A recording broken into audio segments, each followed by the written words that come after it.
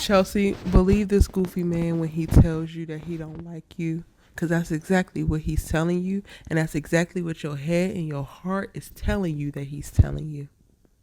What's good, y'all? She gets this Erica Vane coming to you right here on Erica Vane TV. And this is a breakdown, review, and or reaction. Because I don't know what they're going to give y'all. I'm literally watching it in the moment. And I got my mic right here ready to sound off for episode 5 from season 4, titled Paradise Lost. Y'all, this is the fallout from the initial, all the couples get together and people getting to see who they dated in the pods, yada yada yada. Kwame is still embarrassing his damn self, and I'm not gonna go into it in this video, I don't think, unless he continues to just make it worse. But please go and watch my episode 4 breakdown, because I lay Kwame's ass out. Now let me press play.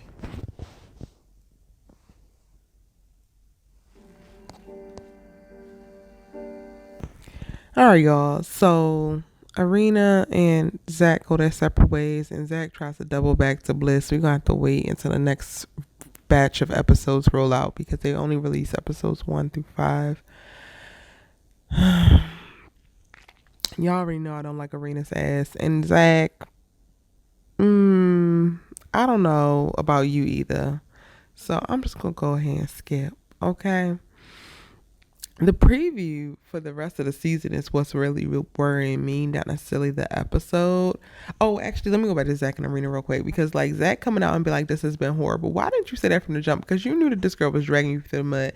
And Irina, the way that you were like, I thought you was going to quit sooner. Like, I was just being so horrible to you. She was doing that on purpose, because again, she's a fucking mean girl and she's a disgusting person. And I pray when this girl watches herself back, she repents and she's remorseful, but I doubt she will be, because she's young, dumb, and probably full of you know what. And unfortunately, also, you know, just still very, very, very, very, very influenced by her childhood trauma. And I don't even know what the specifics of her childhood trauma are, but I know that she's influenced by them, because there's no way that you're just this nasty, grimy, disgusting person just out of damn nowhere, okay? Zach, I'm glad you finally woke up and spoke up for yourself, but then also, again, I don't necessarily trust your ass either. Bliss, I think that you might have dodged the bullets, babe, because you're absolutely beautiful. The way that he looked at Bliss when she walked through that damn door, I'm like, sir, not you about to sink your teeth into the second choice after you realize you chose this other raggedy ass woman who did have no good intent the whole damn time, and you couldn't see through it.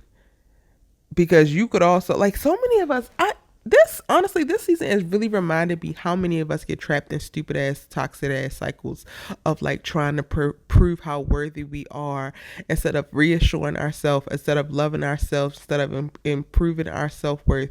We are like running behind people who don't want us, who tell us that they don't want us from the beginning. And we think that somehow, some way, us changing their mind will do something not only for them, but for us. And that's the ultimate win. Meanwhile, it's the ultimate waste of your damn time. Anyway, everybody is rooting for Brett and Tiffany, as I still am. However, the little preview to the wedding, I'm like, Lord, now they're getting a little bit rocky. I am stressed. I need my couple to make it, because they seem like they are right on time for each other and literally perfect for each other. Now, the wild card for me, honestly, that I actually still do kind of care about, and I don't want to care about them as much as I do, is Marshall and Jackie. Jackie gives self-sabotage vibes, and also in that he's not her original type, and that he's not super macho, a bunch of bravado and extra bullshit. I could tell that the tension is coming. They showed a preview to old Josiah, or whatever the hell his name was. I don't even know what the hell his name is. Jose, Joe, Josh. I think it's Josh. His name was Josh. Coming back talking about something. If you're not sure about him, then choose me. Girl, this boy is a mess, and he really just wanted to be on TV to begin with. Like, I really wish that we as women who have gone through a certain amount of things and certain lived experiences and circumstances could wake up sooner and realize how much our romantic decisions are infused by trauma. Like, I do think that Marshall is a really great guy for her, and the fact that she's going to wind up missing out on it just because I think she's going to drag herself back to the mediocre, miserable ass loves that she's used to, and she just is afraid of like the uncertainty and the lack of familiarity with this new situation, like a guy who's in touch with his emotions, who speaks to his emotions, who is 100% down to support her, like that she don't have to fight tooth and nail and like beg to show up for her. Like I really just hate watching that, and that's what I'm kind of picking up from Jackie.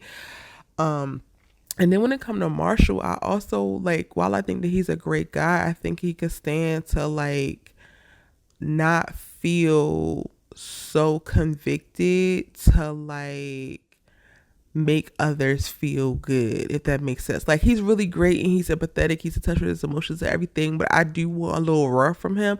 Like I do want, when you have an attitude or when you feel a way about something, I want him to create space for his feelings to matter, not just for him to be able to register that they're there, but them to matter and him to express them, because he cannot build a sustainable relationship with Jackie just off of him making space for her feelings alone. Like he has to make space for his feelings as well. And I'm not necessarily seeing that from him right now. Again, it's a wild card because they really could work if they got out of their own way, or they could crash and burn if they just continue to get in their own way. And you just never know what's going to happen. I don't necessarily think that Micah likes Paul. I think that Paul is attractive to her and she wants to be on the damn show. And then now that Irina is going to, big him up and say how much she really likes him, I think she's going to stake her claim. But I'm not necessarily seeing a real connection between Paul and Micah. And then Paul taking certain advances from Irina really rubbed me the wrong way, even though I feel like the whole bunch is just a bunch of raggedy ass people to begin with, so I'm not necessarily fully invested in them either. I don't think Micah and Paul are gonna make it. Clearly Zach and Arita did not make it. Kwame and Chelsea are definitely not going to make it, because Kwame is showing that he literally does not want Chelsea. He is settling for Chelsea. And then the little previews that they showed where they talked about that, like him making sacrifices, yada, yada, yada. Chelsea, you already know. Your body has been telling you, boo, what this man's putting down, and you are not listening. You need to go ahead and listen. So Chelsea and Kwame not going to make it. Irina and Paul are not going to make it. I'm not sure about Marshall and Jacqueline. And I'm praying, because they need to. Brett and Tiffany, I think, are going to be the only ones that make it. Honestly, I think that Brett and Tiffany are going to be the only couple to really give Lauren and Cameron a run for their money. So, like, we're going to take it back to season 1, because I've really felt vibes like this from them from the very beginning. So I'm hoping that those two are just going to be like our holy grail Love is Blind couples.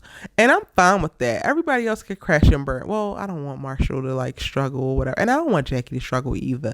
So I don't want them to crash and burn. But like, if they just mutually decide that this is not the right time and they got some healing to do, then cool.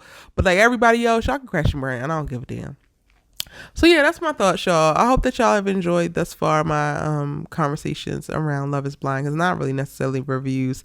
I think if I was to review and give it a rating or whatever, I think they did a good job so far this season. I think they did a better job than they did last season with balancing drama and actual real relationships, or people who are there to be in real relationships, because last season it was just not equally yoked, and so many people I feel like just wanted to be on TV, and now I think there's a little bit more balance. However, clearly the terrible twos, the menacing ass mistresses, Irina and Micah, on my damn nerves, but I get it because they create for polarizing television. All right, that's all. I would love to know what your thoughts are on episode 5 or any of the episodes leading up to episode 5.